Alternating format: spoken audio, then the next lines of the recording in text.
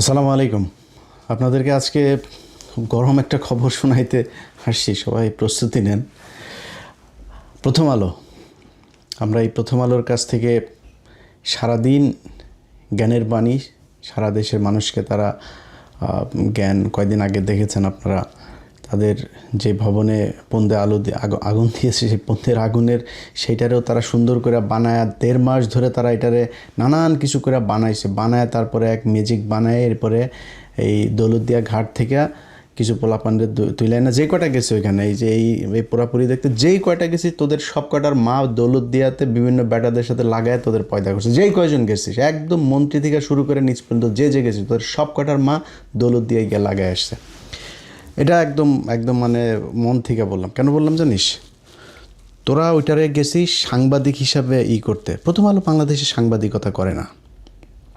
প্রথম আলো এই দেশে ভারতের একটা শাখা অফিস হিসাবে এই দেশে কাজ করে। এরা অসংখ্য, আমরা প্রথম আলোর কী চেয়েছি? আমরা প্রথম আলো অফিস বন্ধ চাইনি তো কোনো দিন।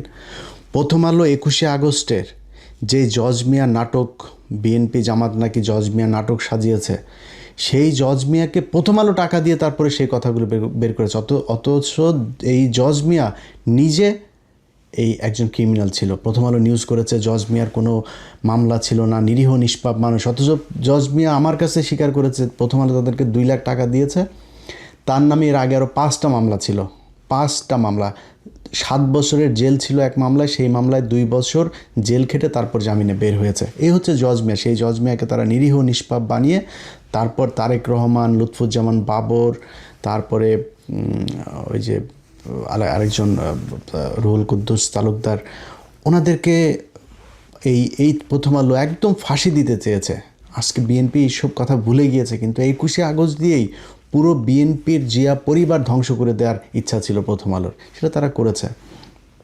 এবং সেটা আপনার মানে আমি বলছি সেটা না, প্রথম আলো নিজের পত্রিকাতে সেটা লিখেছে, সেগুলো আছে। আমরা এগুলো মাঝে মধ্যে আমার এই পেজে দেই, আমি ভিডিওতে বলি। তারা নিজে লিখেছে যে প্রথম আলো 2006 সালে এই নিউজ করার পরে তারপরে আবার পুনঃতদন্ত হয়। পুনঃতদন্ত হওয়ার পরে তারেক রহমান বাবর সহ আরও 30 জন আসামিকে নতুন করে এই মামলায় যুক্ত করা হয়। প্রথম আলোর বয়ান, এটা লেখা, সেই পত্রিকা আছে, আমার কাছে আছে এখনও। এখন এই প্রথম আলোর আমরা যেই মানুষগুলো এই যে সেখানে মুফতি হান্নান, তার ফাঁসি হয়েছে, এখনও পর্যন্ত জেলে আছে। সেই মামলায় যারা যারা জেলে আছে, যারা জেল খেটেছে, যে 17 বছর যারা জেল খাটলো, এই যে রুহুল কুদ্দুস তালুকদার, তারপরে ডিজিএফআইয়ের তৎকালীন ডিরেক্টর মেজর জেনারেল আপনার Rezaqul Haider, major general Abdur Rahim, NSI director, এই মহাপরিচালক, তারা তো মেরেই ফেলেছে। এর কোনো বিচার নাই? এর বিচার হইতে হবে তো। অসংখ্য আলেম তারা বলেছে যে প্রথম আলো সাংবাদিকরা তারা যখন গুম ছিল তখন ভার্চুয়ালি প্রথম আলো সাংবাদিকরা ফোনে তাদের সাথে সাক্ষাৎকার নিত। তাহলে গুম থাকা অবস্থায় একজন মানুষের যে সাক্ষাৎকার নিয়েছে এবং তারা যেভাবে নিউজ করতো ওইভাবেই তাকে জিজ্ঞাসাবাদ করা হইতো, ওইভাবেই তার বিরুদ্ধে মামলা হইতো। তার মানে এই গুমের সাথে প্রথম আলো জড়িত। প্রথম আলোর কে বলি আপনাদের, এই মতি, তারপরে মতির সাথে আছে আনিসুল, সোহরাব হাসান, এরপরে হলো মহিউদ্দিন ফারুক, টিপু সুলতান, এগুলো মূল। এর বাইরেও আরও আছে কয়েকজন, এগুলো মূল। এরা সবাই এই 21শে আগস্ট এই গ্রেনেড হামলার, তাদের লেখা একদম সরাসরি লেখা। মিজানুর রহমান খান, ওই শালায় তো মরছে। তো এরা সব হইল গিয়া মিলে জিয়া পরিবারকে বিএনপিকে পুরো ধ্বংস করে দিতে চেয়েছিল। শেষ পর্যন্ত জিয়া মানে তারেক রহমান তো দেশে ছিল না, যে তারপরে যাবজ্জীবন ছিল তার। আর লুৎফুজ্জামান বাবর, তারও যাবজ্জীবন ছিল। এরপরে ফাঁসি টাসি ছিল কয়েকজনের। তো এই মানুষগুলো তো কেউ জীবিত বেঁচে আসতো না, আসলে সব কটারে মেরে ফেলা হইতো। এই কাজটা এই প্রথম আলো করেছে, আমরা সেটার বিচার চেয়েছি। যে আলেমরা গুম থাকা অবস্থায় প্রথম আলো তাদের রিপোর্টার সেখানে থাকতো, ভার্চুয়ালি যুক্ত থাকতো, তাদের পত্রিকা আগের দিন যে শিরোনাম করতো সেই শিরোনাম অনুযায়ী তাদেরকে করা হইতো, মিথ্যা হুজি টুজি বিভিন্ন তালেবান বানায় এই নিউজ করেছে। এটার বিচার হইতে হবে, আমরা সেইটার বিচার চাই। সেইটার বিচার না করে আজকে তার অফিসে গিয়ে তারপরে মায়া কান্না করে এই দৌলতদিয়া ঘাটের এইসব লোক। তো সেটা নিয়ে আমি হয়তো আগামীকালকে বা পরশুদিন আপনাদের সাথে বিস্তারিত কথা বলবো। আজকে যেই বিষয় নিয়ে কথা বলতে এসেছি আপনাদেরকে সেইটা বলি। সেটা হচ্ছে প্রথম আলো কীভাবে সাংবাদিকতা করে, বাংলাদেশের সাংবাদিকতার বিশাল আকারের বয়ান তারা শেখায়। কীভাবে সাংবাদিকতা করে আপনাদেরকে আমি একটু শিখাই। এম আবিদুল ইসলাম রুবেল, জ্যেষ্ঠ সহ সম্পাদক ছোটোখাটো পদ না কিন্তু, পরিচয়পত্র নম্বর 04028, প্রথম আলোর সাংবাদিক। তিনি ডক্টর মুজিবুল হক নামে এক ভদ্রলোকের কাছ থেকে নিউজ না করার শর্তে 1 কোটি টাকা চেয়েছেন। সেই ব্যক্তিকে বলা হয়েছে তিনি কয়েকজন পেশেন্ট নাকি তার কাছে, প্রথম আলোর এই সাংবাদিকের কাছে গিয়ে অভিযোগ করেছে তার স্টিম সেল নিত ওই ডাক্তারের কাছ থেকে কয়েকজন পেশেন্ট, সেই পেশেন্টদের মধ্যে তার রিলেটিভও একজন আছে, তারা তার কাছ থেকে কোনো রেজাল্ট পায় নাই, এখন তার ক্ষতিপূরণ দিতে হবে। তো ক্ষতিপূরণ কত দিতে হবে? ক্ষতিপূরণ দিতে হবে হলো 30 লাখ টাকা। এই 30 লাখ টাকা যদি না দেয় তাইলে 1 কোটি টাকা দিতে হবে এই সাংবাদিকরে, 2 দিনের মধ্যে দিতে হবে। আচ্ছা, আমরা প্রথমেই আপনাদের প্রমাণ সহই দেখাই। প্রথমে আমরা এই মুজিবুল হকের সাথে জনাব এম আবিদুল ইসলাম রুবেলের যে কনভারসেশন আছে সেই রেকর্ডটা আমরা একটু শুনি, চলেন। সালাম আলাইকুম। আবিদ ভাই, সরি মাত্র বেরোলাম আমি একটু, ওই যে মানে এখানে দেরি হয়ে তো নামাজ পড়তে পড়তে, বুঝছেন? সরি, তো আমি বের হয়ে ভাইকে কল দিলাম, তো ভাইয়া বলতেছে যে এত টাকা কেন? তো এখন তো বলে কি এত টাকা তো ম্যানেজ করতে পারি নাই, বুঝছেন ভাই। এখন টোটাল আপনি কত টাকা হলে চলবে ভাইয়া? ওই যে 30 লাখ টাকা। তো আপনি এতগুলো টাকা কি পেশেন্টকে দেওয়া লাগবে? ভাই এইটা এখন নতুন করে আবার কি বলতেছিলাম? ভাইয়া তো আমার সচিব সাহেব তো, বুঝছেন তো, উনি খালি আমাকে বলছে তুই এত টাকা দিবি, এত টাকা তোর কি? ভাইয়া বলছে এত টাকা কেন দে, এরকম কথা হলো, বুঝছেন? ওরা তো আপনাদেরকে আরো বেশি দিচ্ছে, তাই না? কারণ যদি ক্ষতিপূরণ মামলা ওরা করে, ক্ষতিপূরণ কিন্তু অনেক বেশি গুণ হয় আর কি, হ্যাঁ, নানা কিছু হিসেব করে। কিন্তু ওদেরকে আমি মানাইছি যে ভাই তোমরা মানে যা পাচ্ছ এটা কি আলহামদুলিল্লাহ নিয়ে নেওয়ার, আলহামদুলিল্লাহ বলে। হ্যাঁ ভাই 20 লাখে হবে না? 20 লাখে হবে না ভাই? প্লিজ এটা আপনি এখন এই সময় এসে বার্গেন করেন না। এই সময় এসে বার্গেন করলে আমি ওদের কাছে খারাপ হয়ে যাবো। মানে 30 লাখ পুরোই দিতে পারবে? 30 লাখই বলছে, একদম পুরো, একদম কম হবে না? হ্যাঁ,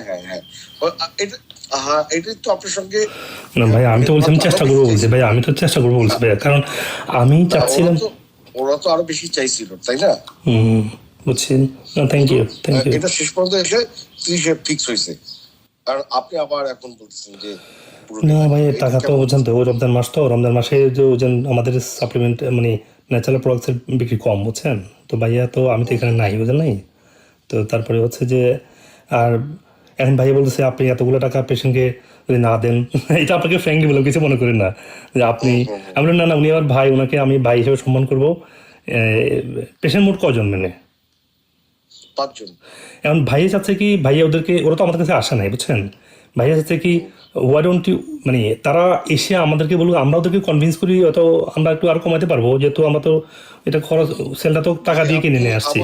আবার সে ইয়েতে যাচ্ছেন। এখন আপনি বিষয়টা হচ্ছে যে আমি আপনাকে একটা ফাইনাল কথা বলে দিই। জি বলুন। আপনি আজকে যদি এটা না পারেন বা না দেন দেন আপনি ওদের সঙ্গে বোঝেন, আমি মাঝখানে নাই। ওদের সাথে ওটাই ভাইয়া, ওদের সাথে বসে একটু টাকাটা কমাতে পারি কিনা? 30 লাখ টাকা আপনি ওদের সঙ্গে বসেন, ওরা বসতে চাই কিনা আমি জানি না, আর আমার কাজ আমি করি, ঠিক আছে? আপনি কি করবেন? আপনি একটু ম্যানেজ করে দেন, আপনি ভাই আমাকে হেল্প করছেন ভাইয়া। না, আমি ম্যানেজ করবো কেন?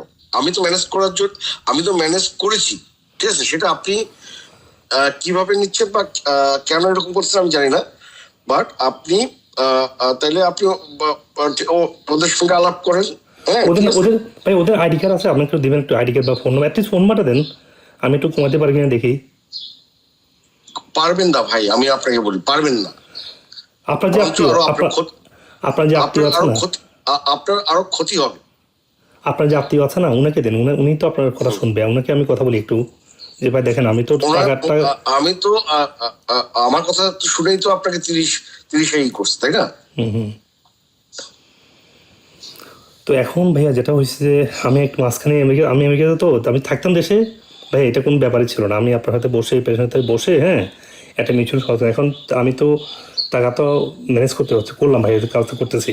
তো যেটা হচ্ছে বাইরে বলছে যে কি যে মিস্টেক হলে আমরা এটা পেশেন্টের সমাধান করি, হ্যাঁ বুঝতে পারছেন, যে আমরা যদি উপকার না পেয়ে থাকে এটা আমরা কথা বলি, আমরা তো অল্প দিব, পরে দিব, বেশি দিব, এত টাকা একসাথে তো দিদি মানে খুব কষ্ট হয়ে যাচ্ছে ভাই। আপনি বলছেন রক্ত পানি করা টাকা না, আর আমার তো ন্যাচারাল প্রোডাক্টসের ইনকাম কিন্তু কম, বুঝছেন, আর স্টেম সেল তো খুব দামি, বুঝেন না। তখন আমরা তো 6 মাস ধরে করতেছি না, আপনি যেটা বলছেন যে মহাখালী করতেছি এটা ঠিক না, বুঝছেন, মহাখালী আমাদের কোনো অফিস নাই, বুঝছেন, আমরা এটা আগে বন্ধ করে দিয়েছি। মহাখালী আপনি যেতে বলছেন, মহাখালী আপনার অফিস নেই, এটা কি বলেন আপনি? ও বলছি থার্ড পক্ষ, এটা যে থার্ড পার্টির অফিস, তাহলে আপনি যেতে ওখানে আমরা বসলে তাহলে আপনার প্রথম আলো অফিস হলো না, আমার ওয়েলনেস সেন্টারও হলো না, মাঝখানে একটা থার্ড পার্টিতে বসলে একটা মানে সুবিধা হতো আর কি, বুঝছেন।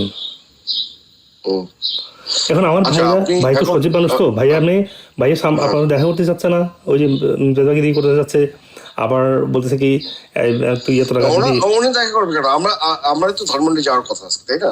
না উনি বলে কি না আমি দেখা করতে পারবো না, বলে কি আমি মিটিং আছে আমি পারবো না, এটা আমি এইসব কাজে আমি নাই, তুই এত টাকা দিবি, তুই মানে তোর মানে পেশেন্টের সাথে কথা বলে কমাতে পারি কি না, ভুল আমরা তো হয়তো উপকার পাই নাই, আমরা তো এটা ভুল স্বীকার করতেই পারি, আমরা সরি বলি, আমরা মাপ চাই, ভুল করছি, আমরা উপকার পান নাই, কিন্তু এত টাকা দিব,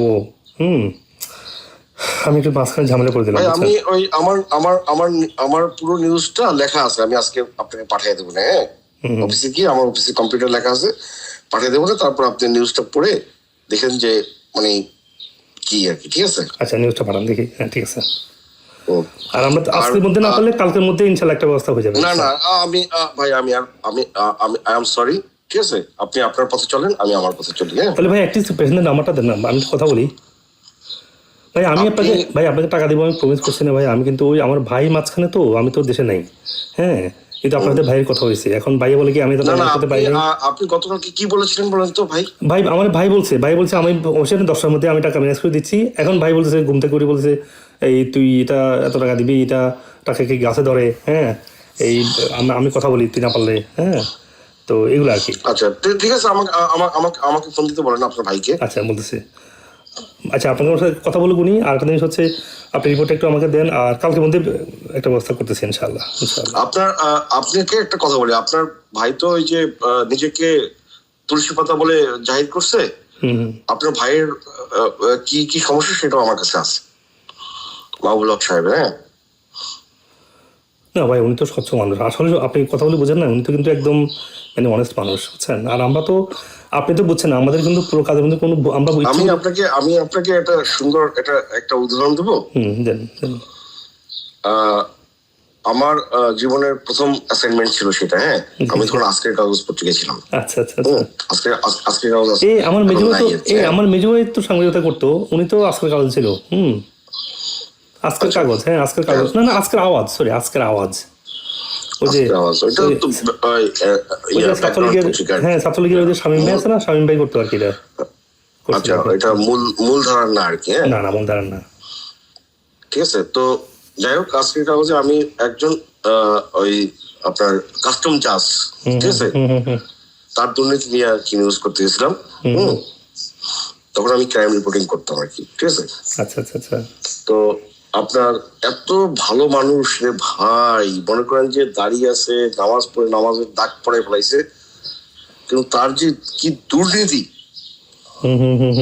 পরে সে আমার সামনে হচ্ছে আমাকে ব্ল্যাকমেইল করার জন্য, আমাকে করার জন্য সে আমার সামনে ব্রিফকেস তুলে ধরছে, সেই 1999 সালের কথা, হ্যাঁ? সে আমাকে 10 লাখ টাকার অফার, আমি বলি আপনার টাকা আপনার কাছে রাখেন, এগুলা আমার জন্য না আর কি, এটা অন্য কাউকে দিয়েন। আমি পরে ওই লোকের চাকরি চলে গেছিল আর কি, আমার নিউজে আর কি, হ্যাঁ?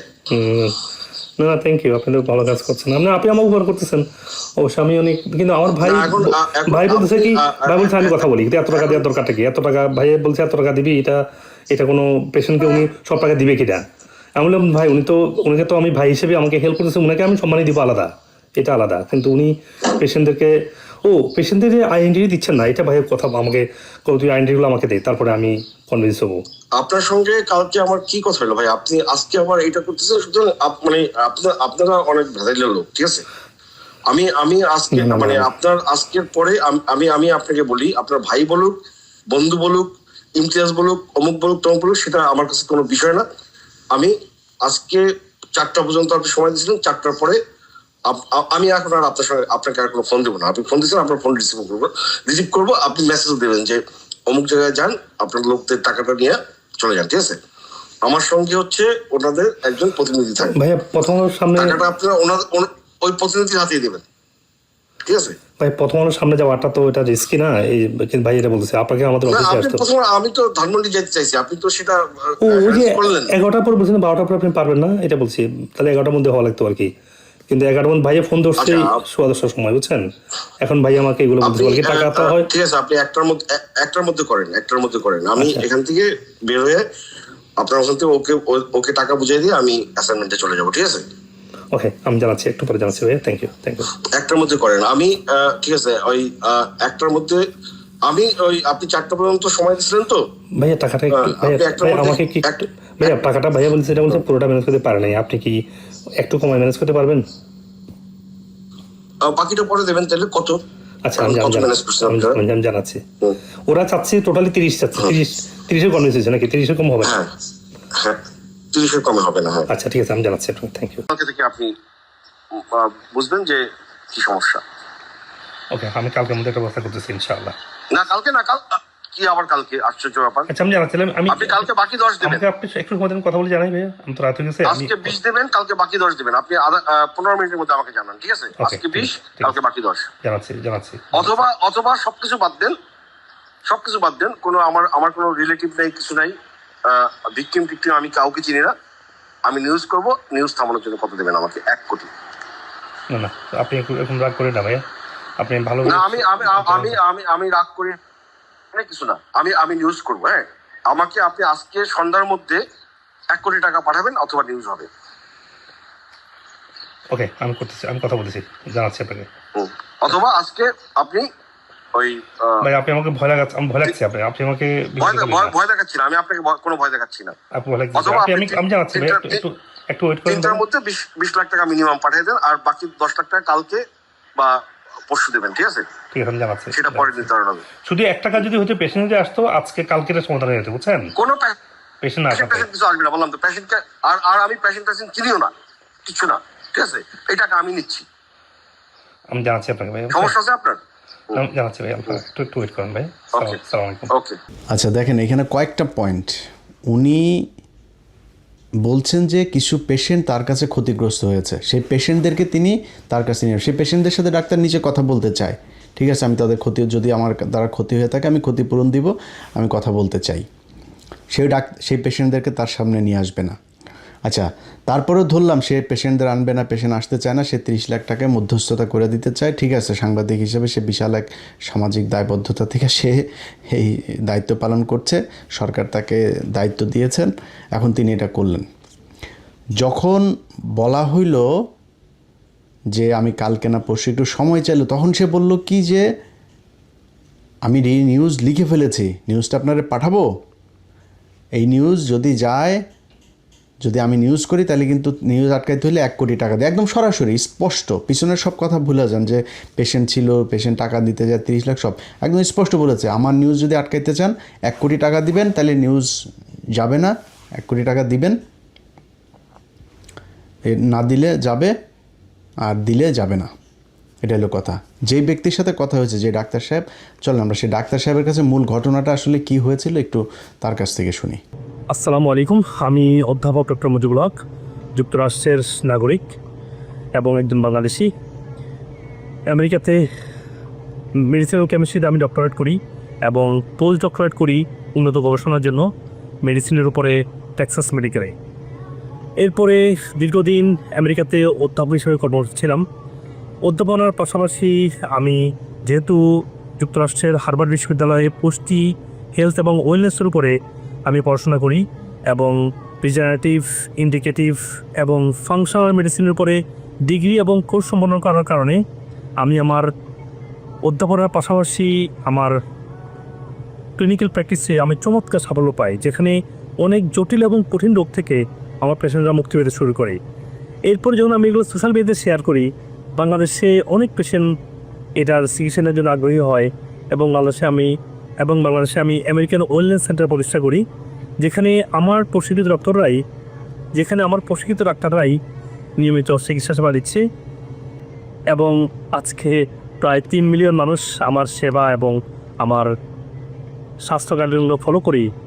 এক পর্যায়ে যখন বাংলাদেশি এবং আমেরিকাতে কিছু পেশেন্ট যখন স্টেম সেল নেওয়ার জন্য আগ্রহ প্রকাশ করে, যেটা আমেরিকাতে রিসার্চ বেসড অ্যাপ্রুভাল আছে, এবং বাংলাদেশের জন্য আমি ডিজিডি এর রেগুলার ছাড়পত্র নিয়েই আমি কিছু পেশেন্টের উপর অ্যাপ্লাই করি, যেটা আমি আমেরিকাতেও বিভিন্ন পেশেন্টকে দিয়েছি, যেখানে আমি প্রশিক্ষিত লাইসেন্স ডক্টরদের মাধ্যমে এটা দিয়েছি। কিছুদিন পূর্বে প্রথম আলোর এক সাংবাদিক আমার কাছে একটা বড় অ্যামাউন্টের চাঁদা দাবি করে। উনি প্রথম বলছেন যে আমার কিছু আত্মীয় আপনার স্টেম সেল থেকে উপকার পায় নাই, ওদের ক্ষতিপূরণ দেওয়া লাগবে। তো মানবিক কারণে আমি বললাম ঠিক আছে, তাহলে আমার সাথে কথা বলেন, ওনাদের ডিটেলস আমাকে দেন, অ্যাটলিস্ট পরিচয়পত্র দেন, আমরা দেখি ওনারা উপকার পান নাই বা কেন উপকার পান নাই, একটু কথা বলি। তো উনি এক পর্যায়ে বলছেন না, উপকার তো না, আসলে আমার কোনো প্রেজেন্টেশন নাই, আমার আত্মীয় কেউ নাই, আমি নিজেই এই টাকাটা নেব, আদারও আপনার নামে আমি অনেকগুলো বিষয়ে আমি প্রতিবেদন প্রকাশ করবো প্রথম আলোতে। আমি ব্যাপারটা মতিউর সাহেবকে, ওনার পুরো ভয়েস রেকর্ডিং এবং ওনার যে আমাকে যে হুমকি দিচ্ছিল টাকার যে অ্যামাউন্টটা, আমি সব কিছু মতিউর রহমানকে তুলে ধরি।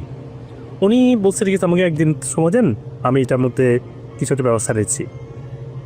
অনেকদিন হয়ে যাওয়ার পরেও মতিউর রহমান সাহেব কোনো প্রতিবেদন, কোনো প্রতিকার বা কোনো আপডেট আমাকে জানান নাই। আমি ইদানিং দেখতে পাচ্ছি আমাদের ঢাকা অফিসে এবং আমেরিকাতে আমার সেলফোন নাম্বারে নিয়মিত বিভিন্ন পত্রিকার সাংবাদিকরা আমাকে রেগুলার কল দিয়ে যাচ্ছে, বাংলাদেশ থেকে আমার কাছে চাঁদা দাবি করছে, এবং এই যে চাঁদাবাজি, এই যে প্রতারণা, এটার কোনোভাবে কাম্য নয়। আমি বাংলাদেশের কর্তৃপক্ষের কাছে আবেদন জানাবো, এই কুচক্রী মহল যারা সাংবাদিক নামের কলঙ্ক, তাদের বিরুদ্ধে দ্রুত ব্যবস্থা নেওয়া হোক।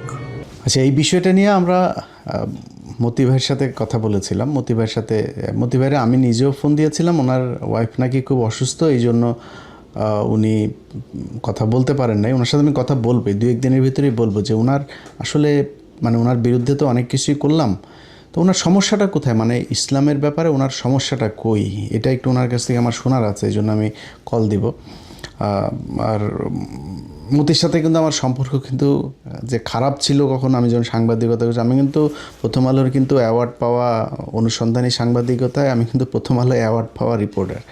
সো আমার ওনার কাছ থেকে, ওনার সাথে আমার এটা একটু জানার আছে, আমি ওনার কাছ থেকে শিখতে চাই যে আসলে সমস্যাটা কী, ওনার ইসলাম নিয়ে এত চুলকানিটা কেন। এই যে গতকালকে একটা নিউজ হয়েছে, উত্তরবঙ্গে একটা গ্রামে তারা গান বাজনা করতে দিবে না, এটা তারা সেই গ্রামে, সেইটার বিরুদ্ধে প্রথম আলো আর বিবিসি টিভি, তারপর আনন্দবাজার, আরে বাবা পাগল হয়ে গেছে। আর ওর গ্রামেও গান বাজনা বাজাইতে, ওর গ্রামের মানুষ তোমার কাছে এসে কমপ্লেন করছে, মামলা করছে, কোনো সমস্যা আছে? গান বাজনা বন্ধ হইলে ওদের সমস্যা, বিশাল সমস্যা। অনেক জায়গায় যখন ওয়াজ বন্ধ হয়ে যায় তখন কিন্তু প্রথম আলোর সমস্যা হয় না। ওর মূল সমস্যাটা হলো ইসলামে। তো এটা জানার জন্য আমি ওনারে ফোন দিব 2-4 দিনের ভিতরে, জিজ্ঞেস করবো যে ভাই সমস্যা কী, একটু বলেন তো, আপনার আসলে কী চান। আপনি একটা পয়সাপাতি তো আল্লাহর রহমতে আল্লাহ কম দেয়নি, এরপরে আপনি ট্রান্সকমে আছেন, পত্রিকার এই বিশাল ইনকাম, তো ছেলে একটা বানাইছেন শাসা, এই শাসার ধরেন জীবনটার দিকে একটু তাকান, মাদক, নারী, এই ড্রাগ এগুলো নিয়ে সারাদিন ইতে থাকে, আপনার কাছেও সে থাকে না, আপনি নিজেই তার ঘর থেকে বের করছেন, আপনার ঘরে আল্লাহ দিয়ে দিছে, এটা আজাব। তো আপনার সাথে একটু কথা বলে আমি একটু জানবো যে সমস্যাটা কোথায়, আসলে কী চান, কেন এরকম করেন, কেন ইসলাম নিয়ে কী হয়। তো ওইটা যখন কথা হয় তখন আপনাদেরকে হয়তো জানাবো যে ওনার সাথে আমার কী কথা হয়েছে। আর এবার আমরা ওই আবিদুলের একটু বক্তব্য শুনে আসি, চলেন। আবিদুল কি বলে, যে সাংবাদিক চাঁদা চেয়েছে, সেও আমাদেরকে বক্তব্য দিতে, তো তার কাছে শুনি, চলেন কি বলে সে, তারও তো একটা উত্তর জানা দরকার। হ্যাঁ, আসসালামু আলাইকুম। আবিদুল ইসলাম ভাই, কেমন আছেন? জি আসলাম, হ্যাঁ জি, ভালো আছি। আমি হিমেল, নিউ ইয়র্ক থেকে বলছি। কেমন আছেন? আমি আসলে, হিমেল? হ্যাঁ হিমেল, আমি ওই যে একটা বিষয় আপনাকে ফোন দিয়েছিলাম, সেটা হচ্ছে গিয়ে মুজিবুল হকের একটা বিষয় আমরা জানতে পারলাম। সেটা হচ্ছে আপনি নাকি ওনার কাছ থেকে নাকি 1 কোটি টাকা চাঁদা চেয়েছেন। আসলে বিষয়টা কি ভাই? না, আমি 1 কোটি টাকা চাঁদা চাইনি, ঠিক আছে? এটা উনি ভুল ব্যাখ্যা দিয়েছেন। হ্যাঁ, আর আপনি ইমেল, আপনার পরিচয়টা কি দিবেন? আমি একটা সময় চ্যানেল 24 এর এক সময় ফরমাল সাংবাদিক ছিলাম। দক্ষিণ আফ্রিকায় আমি প্রতিনিধি ছিলাম। তো এখন আমি আমেরিকাতে আছি। জি। আচ্ছা, আমেরিকাতে আপনি মানে কি কোনো পত্রিকার সঙ্গে আছেন? না, পত্রিকার সঙ্গে নাই, বাট আমি বিভিন্ন জায়গায় এমনি নিউজ টিউজ করি আর কি। আচ্ছা, জি। উনি এটা ভুল ব্যাখ্যা দিয়েছেন। আমি ওনার কাছে কোনো চাঁদা দাবি করিনি বা না। কেন আমি ওনার কাছে চাঁদা দাবি করবো? হ্যাঁ, জি উনি হচ্ছে যেটা হচ্ছে যে উনি ওই একটা বাংলাদেশের একটা ওনার প্রতিষ্ঠান আছে, ঠিক আছে? জি আমেরিকান ওয়েলনেস সেন্টার। হ্যাঁ, জি জি তো এইটা হচ্ছে ওই ওখান থেকে উনি হচ্ছে এই স্টেম সেল থেরাপি বলতে একটা জিনিস আর কি, ওইটা উনি যে কোনো রোগের জন্য ব্যবহার করছে। তো ওখানে আমার কিছু আত্মীয়, হ্যাঁ, জি কয়েকজন ওখানে চিকিৎসা নিয়ে ওইটা ওনারা হচ্ছে কোনো উপকার পায়নি, ওনারা নিজেদেরকে প্রতারিত মনে করছে। তো জি ওইটা নিয়ে আমি ওনার সঙ্গে কথা বলেছিলাম। হ্যাঁ, জি জি তো ওইটা একটা পর্যায়ে ওনার সঙ্গে কথা বললে উনি ওনার ভুলটা স্বীকার করেছেন এবং উনি এটার জন্য ক্ষতিপূরণ দিতে চেয়েছিলেন। হ্যাঁ, আচ্ছা আচ্ছা কিন্তু ওই ওই ক্ষতিপূরণ নিয়ে উনি হচ্ছে তাল বাহানা শুরু করেন, আজ দেবেন কাল দেবেন, তাই এখন দিবেন না কিছু, মানে ওনারা চিকিৎসা করছে ওখানে হচ্ছে আপনার 85 লাখ প্লাস টাকা আর কি। হ্যাঁ, জি জি আহ, তো উনি তো বারবার এটা ওইটা করতেছেন, ঠিক আছে? জি আপনার তো উনি করে না। তখন আমি ওনাকে বললাম যে দেখেন, আমি তখন আমার পেশাগত পরিচয় আমি দিয়ে ওনাকে আমি একটা ভয় দেখানোর চেষ্টা করছি যে হয়তো উনি মানে এটা করবে, মানে উনি তাড়াতাড়ি ক্ষতিপূরণটা দিয়ে দেবে আর কি, ঠিক আছে? জি উনি করলেন কি, ওইটা খন্ডিত অংশ করে ওই আপনাকে যেমনটা বললাম, এটা উনি আমার অফিসে পাঠাইছে আর কি, ঠিক আছে? জি জি অফিসে পাঠাইছে, অফিস আমাকে শোকজ করছে, আমি শোকজের জবাব দিছি। এটা নিয়ে আমি এখন পর্যন্ত মানে অফিসে আমার লড়াই করতে হচ্ছে আর কি, ঠিক আছে? জি জি এই হচ্ছে বিষয় আর কি। হ্যাঁ, আহ, জি এই কি। না, আচ্ছা, এইখানে একটা বিষয় হচ্ছে, যেহেতু এটা আহ, যারা কমপ্লেইন করছে তারা সরাসরি ফেস করলেন না কেন তাদেরকে আপনি? আহ দেখুন, ওই যে তারা সরাসরি ফেস করে না কেন সেটা ওনাকে আমি বলেছি। উনি উনি আমাকে বলেছেন, উনি বুঝতে পেরেছেন, এটাও বলেছেন, ঠিক আছে? জি ওনাকে আপনি ওই কি যেন, মুজিবুল হক সাহেবকে, হ্যাঁ, ওনার সঙ্গে আমার কমপক্ষে 8 থেকে 10 বার কনভারসেশন হয়েছে। আপনি জি ওনাকে বলেন যে আপনাকে নিশ্চয়ই উনি কিছু কনভারসেশন শুনেছে, যেটা হচ্ছে ওই উনি যেটা অভিযোগ করেছেন। হ্যাঁ, জি আপনি ওনাকে বলেন যে আপনি পুরো কনভারসেশনটা শুনতে চান। আচ্ছা, ঠিক আছে, ওইটা আমি নিব। আর দ্বিতীয় বিষয় হচ্ছে, আপনি ওনার ওখানে বিভিন্ন সাংবাদিক কেন পাঠাচ্ছেন? আমি তো বিভিন্ন সাংবাদিক পাঠাচ্ছি না, কেন? আমি হ্যাঁ, কেন পাঠাবো? আপনি নাকি 71, তারপর বিভিন্ন জার্নালিস্টদেরকে ওখানে পাঠাচ্ছেন। না না না, এটা ভুল ধারণা। মানে আমি কেন পাঠাবো? ও আমি অফিসে খুব ঝামেলার মধ্যে আছি, আমি সেটা নিয়ে করতেছি। আমি কাউকে পাঠাচ্ছি না। আচ্ছা আচ্ছা, ঠিক আছে। তো কেউ কি এটা দাবি করছে যে আমি কাউকে পাঠাইছি বা কেউ গেছে? আমি ঠিক জানি না। অনেকেই নাকি যাচ্ছে, এবং অনেকেই, আচ্ছা, ওনার এই বিষয়টা, আপনারা যদি কোনো কিছু থাকে, এটা তো প্রথম আলো বা আপনি এটা তো ডাইরেক্টলি সরাসরি ওনাকে হ্যান্ডেল করতে পারেন না। ওনার এটা যেহেতু হয়েছে, ওনার যারা এটার দ্বারা মানে ওনার এই প্রতারিত মনে হচ্ছে, ঠিক আছে, আপনি ওদেরকে করেন, কনফারেন্স করান বা সাংবাদিক সম্মেলন করা। আমি যেটা বলেছি, হ্যাঁ, আমি ওই যে আমার আত্মীয় স্বজন যারা, হ্যাঁ, আপনার আত্মীয় স্বজনরা কেন ফেস হলো না? ওনার সাথে সরাসরি কেন কথা বলেন? আমি যেহেতু বিপদে পড়ছি আমি ইনফ্যাক্ট কিন্তু আমি বিপদে পড়েছি। হ্যাঁ, হুম হুম ইমেল ভাই, জি জি মানে আমি ওনাদেরকে, আমার ওই আত্মীয়দেরকে, আমি প্রথমে যখন আমার কাছে আসছে, হ্যাঁ, হুম হুম তখন আমি প্রথমে ওনাদের যে পরামর্শটা আমি দিয়েছিলাম যে আপনারা মামলা করেন, জি ঠিক আছে? জি কারণ হচ্ছে আপনারা আইনি ভাবে যান, আপনার তো মানে আইনি পথ আছে, তাই না? জি। আমি কিন্তু এই পরামর্শ দিয়েছিলাম, কিন্তু ওনারা হচ্ছে মামলা মোকদ্দমায় যেতে চাননি, ঠিক আছে। তো আমি একটু চেষ্টা করেছি যে মানে করেন যে মানে মানবিক দিক বিবেচনা করে, তারপরে যেহেতু হয়নি এবং এখন উল্টো আমি বিপদে পড়েছি, ঠিক জি। আছে। সুতরাং আমি আমার আত্মীয়দেরকে আমি বলে দিয়েছি যে আমি ভাই অপারক, হ্যাঁ, আমি পারবো না, আপনাদের মতো আপনারা যদি যা খুশি তা করেন, আমি আপনাদের সঙ্গে এটা নিয়ে নাই। আর আপনারা আপনাদের পথ খোলা আছে অনেক, আপনাদের ওই যে আপনি যেটা বললেন, আপনারা প্রেস কনফারেন্স করেন, আপনারা মামলা করেন, আপনারা নিজেরা ওখানে যান, ঠিক আছে, সেটাই প্রতিষ্ঠানে এগুলো করেন। এছাড়া আমাকে আপনারা পাচ্ছেন না, কারণ আমি নিজেই বিপদে পড়ে গেছি। না না, এখন এই জিনিসটা আমাকে বলেন যে 1 কোটি টাকা কি কি আমি তো কল রেকর্ডটা দেখছি ওনার, 1 কোটি টাকা মানে আপনার মাধ্যমে কেন যাইতে হবে টাকাটা?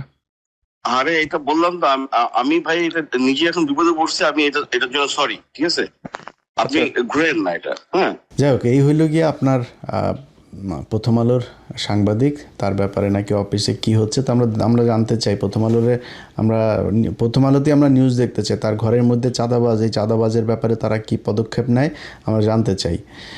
আর হইল গিয়া মতি ভাইয়ের সাথেও কথা হয়েছে, মতি ভাইয়েরও জিজ্ঞেস করা হয়েছিল যে আপনি এটা কি করবেন। মতি ভাই উল্টা বলে দিয়েছে যে ওই ব্যক্তিও খারাপ, ওই ডাক্তারও নাকি খারাপ, এই জন্য এর কাছ থেকে চাঁদা নেওয়া জায়েজ আছে। মতি ভাইয়ের একটু বক্তব্যটা শুনেন। হ্যালো, আসসালামু আলাইকুম, মতিউর রহমান স্যার, কেমন আছেন? আছি, কে বলছেন? স্যার আমি মোহাম্মদ হিমেল, আমি নিউ ইয়র্ক থেকে বলছি। বলেন।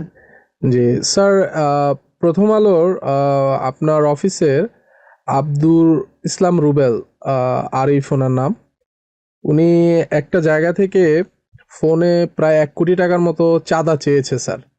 হ্যাঁ, ঠিক আছে, এটা আমি জানি। হ্যাঁ স্যার দেখছি। না, ওইটা তো অবশ্যই স্যার। স্যার এই যে উনি এটা করলো, আপনারা তো কোনো এই বিষয়ে কি কোনো পদক্ষেপ নিছেন কিনা? অনেক কিছু নিচ্ছি, আপনাকে জামা করুন যে অফিস থেকে দেবে, এটা অফিস জানবে ব্যবস্থা কি হচ্ছে, এটা দেখা যাবে। জি আর যার জন্য বলছেন তিনি বোধহয় অনেক কিছু ভালো করেন। জি, ঠিক আছে স্যার, ওইটা ঠিক আছে। উনি যদি ভালো যদি না করে স্যার, না হ্যাঁ, স্যার তিনি উনি, সেটা অনেক কিছু ভালো করেনি, এটা আমাদের ধারণা। তো আমাদের ব্যবস্থা কি করেন সেটা আমি করছি। জি স্যার, কারণ আমি একটা জিনিস স্যার বলি আপনাকে।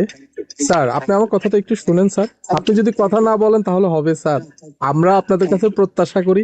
না না, আমি আপনি অন্যভাবে নিয়েন না স্যার, আমি অন্যভাবে নিয়েন না স্যার, আপনি যদি কথা না যাই হোক, বাংলাদেশের প্রশাসন, সাধারণ মানুষকে তো বললাম, সাধারণ মানুষ আপনাদের কাছে অনুরোধ থাকবে ভাই,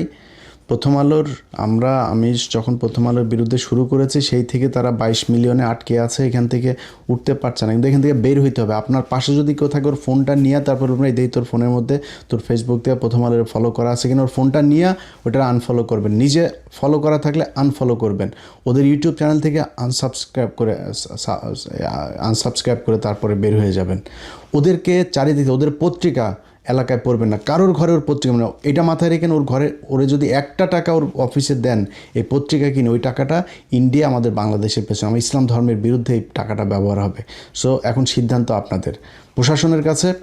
আজকের এই তথ্য প্রমাণ এগুলো দেখার পরে আপনারা তো চান না যে প্রথম আলোতে আক্রমণ হোক, প্রথম আলোর বিরুদ্ধে মানুষ আইন হাতে তুলে না, এটা তো চান না। তাহলে আইন আপনারা আগে করেন, এটারে ইমপ্লিমেন্ট করেন। যদি আপনারা এক্সিকিউট করতে পারেন তাহলে মানুষ আইন হাতে তুলে নেবে না। এই চাঁদাবাজের ব্যাপারে প্রশাসনের কি অ্যাকশন সেটা আমরা দেখতে চাই। এবং যারা যেসব দৌলতদিয়ার পোলাপান জন্ম নেওয়া মালগুলো যারা প্রথম আলোতে এই কদিন গিয়েছিল, তাদের কাছ থেকেও আমরা এখন শুনতে চাই যে প্রথম আলো কী সাংবাদিকতা করে।